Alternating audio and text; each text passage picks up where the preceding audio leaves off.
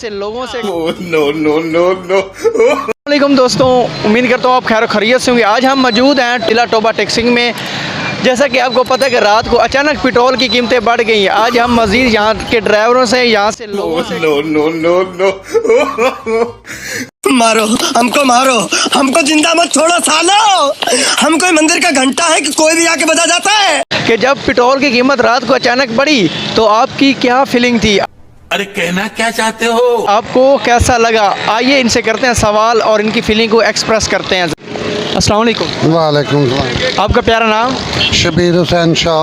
शबीर हुसैन शाह, जब रात को पेट्रोल की अचानक कीमतें बढ़ी 150 से 180 रुपए हो गया, आपको कैसा लगा और आपको कब पता चला जब पेट्रोल की कीमतें बढ़ी? कंट्रोल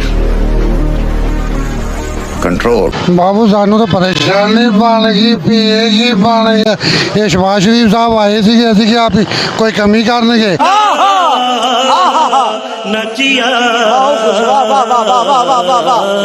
ਇਹਨਾਂ ਨੇ ਹੋਰ ਕੰਮ ਚੱਕ ਦਿੱਤਾ।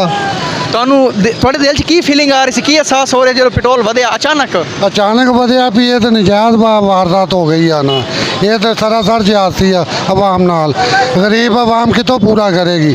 ਹੁਣ ਸਵਾਰੀ ਕੋਲੋਂ ਕਿਰਾਇਆ ਮੰਗਦੇ ਆ, ਉਹਨੂੰ ਕਹਿੰਦੇ 70 ਰੁਪਏ ਤੇ ਉਹ ਕਹਿੰਦੇ ਜੀ ਅਸੀਂ ਤਾਂ 50 ਦੇ ਕੇ ਜਾਂਦੇ ਆ। ਉਹ ਅਸੀਂ ਕਿਤੋਂ ਪੂਰਾ ਕਰਨਾ? अचानक से पता चला कि पेट्रोल 150 से 180 रुपए हो गया, उस वक्त आपकी क्या फीलिंग थी? फीलिंग क्या होनी है भाई, सारे रंग ही उड़ गए थे।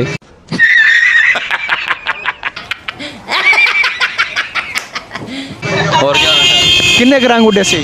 ऐसा हो गया जिदा काले हो गए हैं, जिदा अग लग गई होंगी है, इस तरह ही हो गया सी।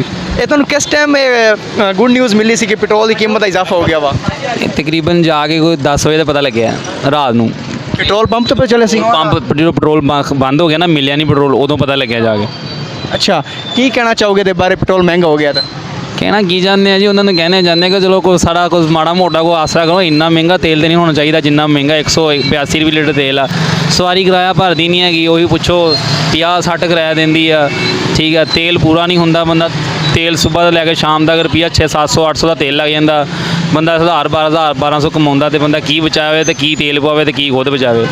क्या नाम है? नहीं, नहीं भाई, क्या काम करते हैं? हम रक्षा चलाते हैं। ये रक्षा ड्राइवर हैं आप जी। अच्छा, जब पेट्रोल की कीमतें अचानक से 150 से 180 रुपए हो गई, उस वक्त आपकी क्या फीलिंग थी?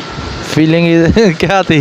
यही फीलिंग थी कि अबे जल्दी बोल, कल सुबह पनवेल निकलना है। ये बुरी बात है। क्या बुरी बात है? ना छेड़िया तुहानू? देखा आपने लापरवाही का नतीजा है। हैं? छेड़िया वे हुकूमत ने छेड़ता तुहानू? किन्ना छेड़िया? इकट्ठा ही 30 रुपये का फर्क पाता है। साले को बम से उड़ा दूंगा एक बार हाथ में आ जाए तो। नहीं, खुश तो इन्ना हो रहे हैं भाई, इन्होंने बड़ा अच्छा काम किया वा। नहीं, ये बहुत ज्यादती का जुल्म होया? जुल्म हो रहे, किन्ना जुल्म? बहुत जुल्म हो रहे, बहुत जुल्म हो गया। बहुत जुल्म। अस्सलाम वालेकुम। वालेकुम सलाम। क्या नाम है? नहीं नईम सर, ये बताएं, जब आपको अचानक से पता चला पेट्रोल 150 से 180 रुपए लीटर हो गया, आपकी क्या फीलिंग थी उस वक्त? पेट्रोल बहुत महंगा हो गया, सवारी नहीं ਲੱਭਣ ਡਈ, ਬਹੁਤ ਪਰੇਸ਼ਾਨ ਹੋ ਗਏ ਅਸੀਂ, ਬਹੁਤ ਪਰੇਸ਼ਾਨ ਹੋ ਗਏ ਅਸੀਂ। ਹੁਣ ਕੀ ਕਰੀਏ? ਠੇਕੇ ਦਾ ਰਕਸ਼ਾ ਚਲਾਉਂਦੇ ਆ, ਦਿਹਾੜੀ ਬੜੀ ਔਖੀ ਲੰਘਦੀ ਹੈ। ਹਾਂ, ਅਚਾਨਕ ਯੱਕ ਲੱਗਦੀ 30 ਰੁਪਏ ਵਧ ਗਿਆ। 5 रुपये नहीं, 10 रुपये नहीं, अचानक 30 रुपये पेट्रोल वध गया वा। गरीब बंदे की कमर टुट गई वा, सवारी लभण नहीं रही, पेट्रोल इन्ना महंगा हो गया। पहले कितना पेट्रोल पाते सी रिक्शे सारे दिन? ਪਹਿਲੇ 300 ਦਾ ਪਾਉਂਦੇ ਸੀ ਜੀ, अज किन्ने दा पा लिया? ਅੱਜ ਮੇਰਾ ਖਿਆਲ ਹੈ ਕਿ 700-800 ਦਾ ਤੇਲ ਹੀ ਪਵਾ ਲਿਆ। मतलब दिहाड़ी बिल्कुल मंदा कम जा रहा है, पेट्रोल वध गया वा, 30 रुपये कम नहीं चल रहा। कि इस हुकूमत के बारे की आखना चाहोगे? इन्ना महंगा इन्होंने पेट्रोल करता 30 रुपये। ਸਸਤਾ ਕਰ ਦੇਣ ਪੈਟਰੋਲ, ਹੋਰ ਸਾਨੂੰ ਕੀ ਚਾਹੀਦਾ? अच्छा नहीं